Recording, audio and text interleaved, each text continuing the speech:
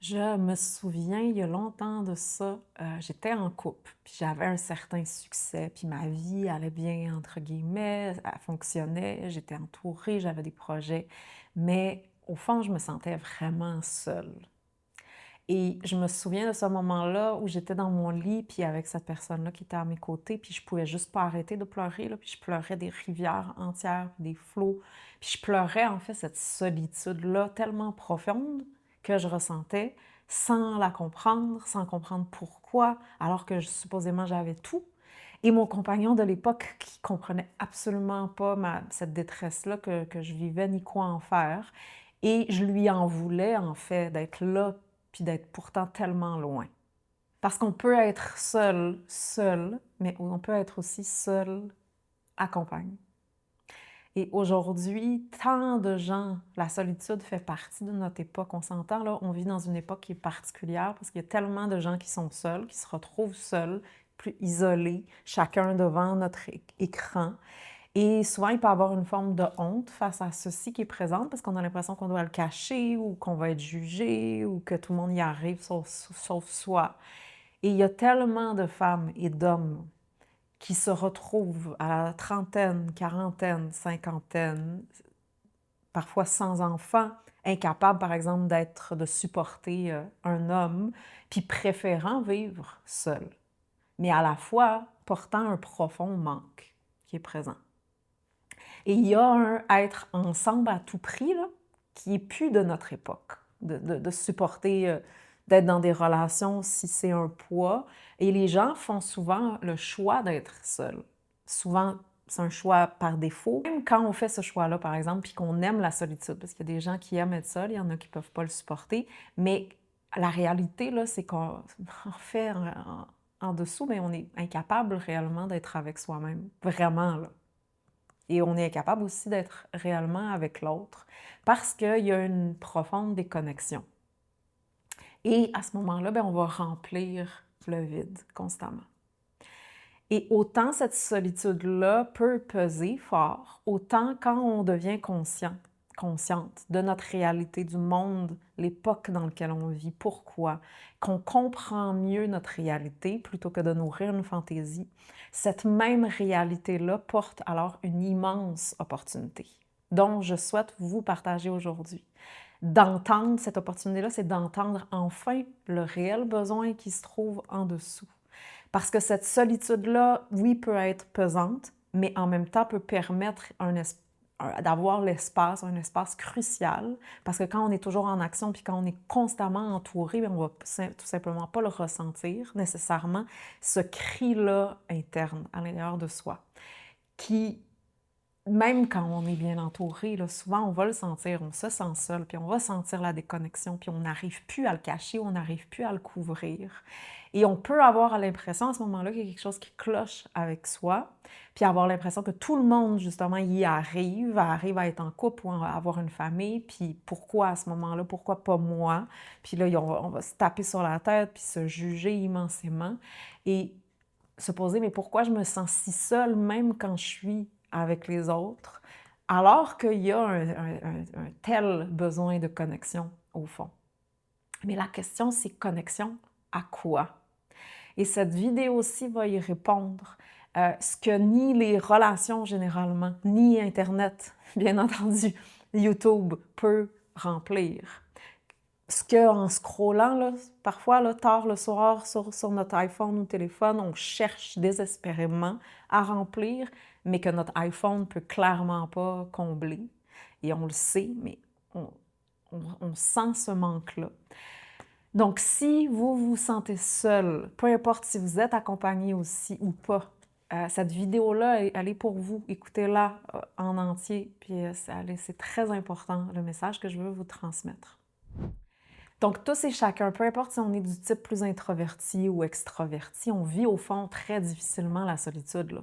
Même quand, comme je mentionnais, quand on dit aimer être seul, on l'est jamais vraiment au fond, là, parce que dès qu'il y a ce sentiment-là de vide, on va mettre une série ou un film, ou on est sur notre téléphone, il y a TikTok, Instagram, YouTube, un podcast, de la musique, ou quand on veut pas être devant l'écran, mais on va lire un livre.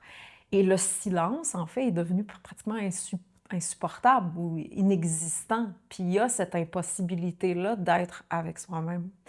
Et cette réalité-là, ben, c'est collectif. On le vit autant intimement avec soi-même, mais c'est une réalité collective. Et ça change notre psyché, ça change profondément l'être humain, ça va changer, ça va affecter notre psyché, notre système nerveux, notre capacité à nous rencontrer, à nous ressentir, notre manière de pouvoir voir la vie, se voir soi-même, voir les autres. Mais il y a une raison derrière. Parce que à la fois, bien, souvent, c'est plus simple de vivre seul. Après avoir vécu plusieurs déceptions, il y a quelque chose de très raw et vrai dans le je veux plus ceci, là, je veux plus la game, je veux plus jouer le jeu, j'y crois plus. Bien que je voudrais y croire, j'y crois plus. Le fameux je préfère être seul que mal accompagné. Et aujourd'hui, la réalité, c'est qu'avec les réseaux sociaux, là, puis les séries, puis les vidéos, puis toute la vie des autres qu'on retrouve en ligne constamment, mais on n'a même plus cette impression-là d'être réellement seul. On le ressent par contre quand on dépose l'iPhone un moment, là, on va le ressentir. Mais c'est une compagnie qui demande rien en retour, qui est safe, qui est moins coûteuse parfois. Puis il y a aussi le fait qu'on peut être en mou, on peut être à moitié là, on peut être fatigué, ça peut être le bordel, on n'a pas besoin d'être beau ou belle, on peut être dans notre pyjama à 2 heures du matin, en état semi-dépressif. Ça change rien parce que l'écran ne va pas nous confronter. L'écran ne va pas demander de présence. L'écran ne va pas me renvoyer ma responsabilité. L'écran ne va pas me décevoir non plus. On peut juger ceci parce qu'on s'entend, là, il y a quelque chose de triste là-dedans, mais il y a aussi une intelligence derrière. Puis c'est ça que je veux mettre en lumière. Quelque chose en nous d'instinct sait, à quelque part là, au fond, qu'avant même d'être capable de pouvoir danser avec l'autre, là, qui généralement va faire que raviver les mêmes patterns, puis les blessures, puis les empirer. Mais j'ai besoin profondément d'abord d'apprendre à être en relation avec moi-même. Sinon, à quoi bon? Ça va venir pallier pour un temps, puis après, ça va revenir exactement au même point de ce que j'ai pas fait face à l'intérieur de moi. Puis c'est absolument essentiel dans un processus de guérison que d'avoir cet espace-là pour faire face à soi-même. Se donner cet espace-là pour pouvoir intégrer tout ce qu'on n'a pas eu la chance d'intégrer puis qui est accumulé, sans avoir toujours à entretenir des dynamiques qui vont nous maintenir à la surface. Donc, c'est normal d'arriver à un point où de se dire, bien, je préfère être seule, même si la solitude vient avec une forme de manque, bien entendu, bien, il y a ce choix-là. Et certaines personnes peuvent pas être seules. Puis ils vont à ce moment-là, coûte que coûte, là, vouloir être entouré constamment, être accompagné, puis il ne va jamais y avoir réellement d'espace pour eux.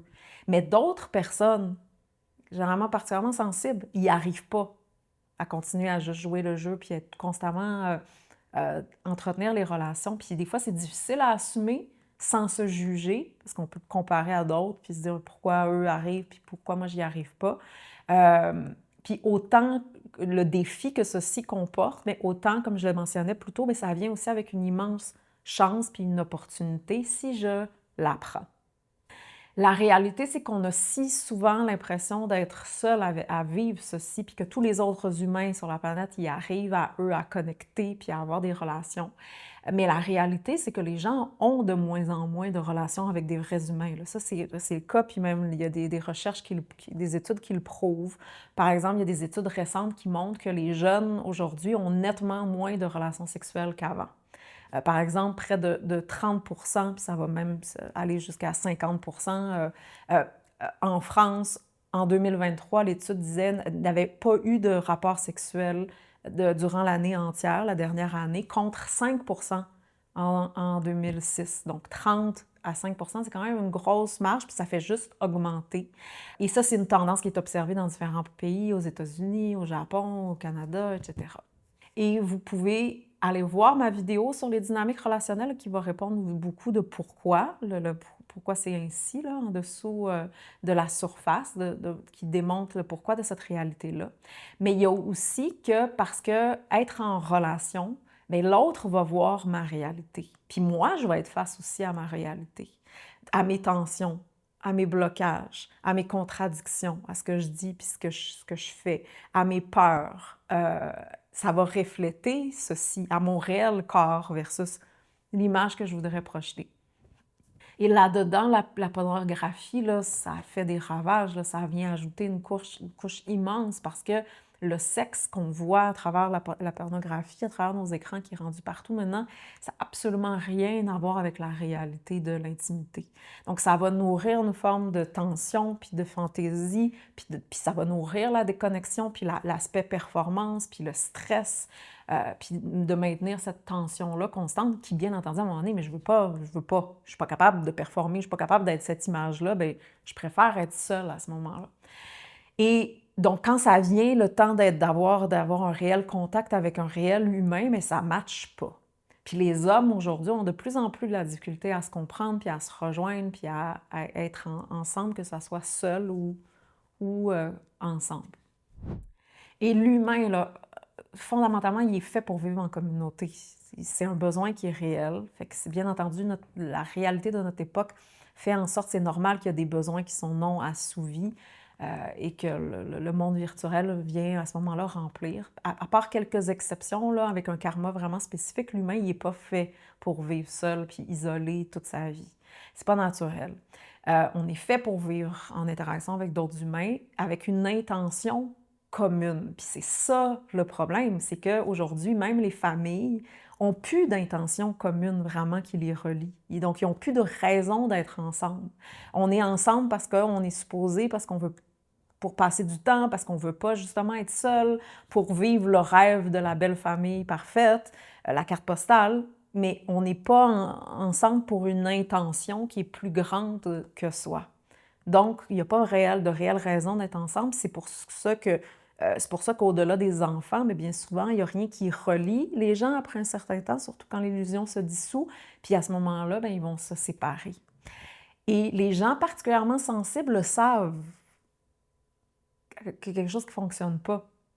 Et à ce moment-là, ils veulent mettre leur énergie puis leur attention à guérir puis à se reconnecter à la vie, à soi, plutôt que d'essayer de simplement continuer à nourrir certains patterns.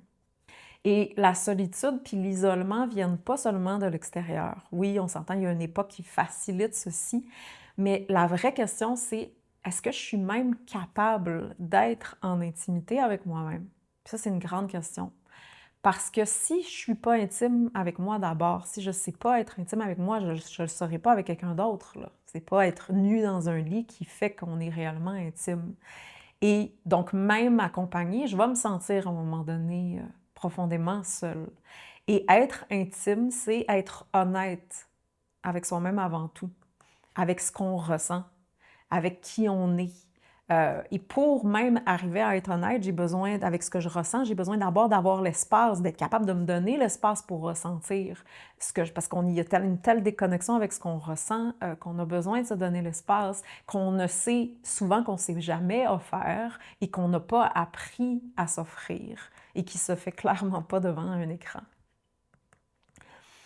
Et si je ne suis pas capable d'être présente face à moi-même, les émotions qui sont présentes, à mes réels besoins, à mon corps, à mes zones d'ombre, bien, je vais chercher à ce moment-là des relations qui vont me distraire, qui vont m'apporter une forme de support, qui vont me nourrir superficiellement, mais perpétuer par contre des patterns. Oui, ça va offrir une forme de sécurité, puis parfois c'est nécessaire, là, c'est aussi d'être honnête avec ce que j'ai besoin, mais ça va aussi me créer un tampon pour éviter de faire face à moi-même. Et je vais le sentir un jour ou l'autre. Et donc, la solution à cette solitude-là qui est ambiante, qui est universelle, qu'on soit seul ou accompagné, c'est d'abord de se rencontrer soi, se donner cette chance-là, cette opportunité-là de se rencontrer, d'être capable d'être seul sans se fuir, sans se remplir là, tout de suite constamment, sans se dissocier. Puis de là, entendre, par exemple, ma réelle peur, puis ma terreur. Entendre c'est quoi qui est présent à l'intérieur de moi, là, sans jugement. Et pas pour devenir un ermite ou un moine, ça c'est des karmas très spécifiques, mais parce que je veux être capable d'être vrai, puis je veux être capable d'être moi-même, parce que sinon, bien, je passe à côté de ma vie. que je sois entourée ou pas. Et parce que la vraie solitude, c'est pas être seul dans une pièce. La vraie solitude, c'est être incapable d'être soi-même, que ce soit en présence des autres, que ce soit face à soi-même quand on est seul, d'être incapable d'être soi. Parce qu'il y a cette déconnexion-là profonde à soi, à notre corps, à la vie elle-même.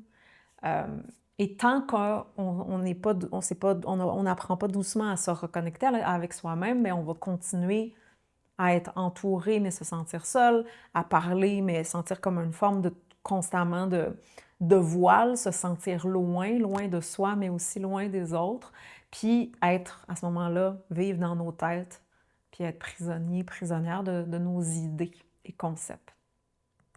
Si cette vidéo-là te parle et te touche et te parle face à une réalité que tu peux vivre, bien, je t'invite à te demander vraiment, est-ce que je suis confortable avec moi seule en silence, quand il n'y a personne d'autre ou quand il n'y a pas de distraction?